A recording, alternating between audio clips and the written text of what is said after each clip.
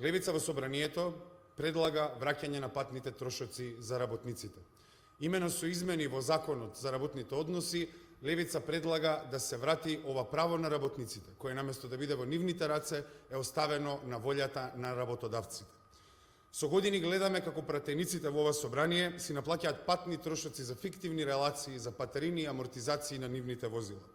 Додека тие ги полнат джебовите со народни пари, илјадници работници низ државата сами ги покриваат своите трошоци за да стигнат на работа и да обезбедат леп за своите семејства. Практично, ако има за пратениците, ќе има и за работниците. Затоа ние нудиме измени во членот 113 од Законот за работни односи и велиме: доколку превоз до и од работното место не е организирано од страна на работодавачот, работникот има право на надомест на трошоци по истата формула која ја понудивме за пратениците. 6,5 литри реална цена на гориво за секои 100 километри изминати.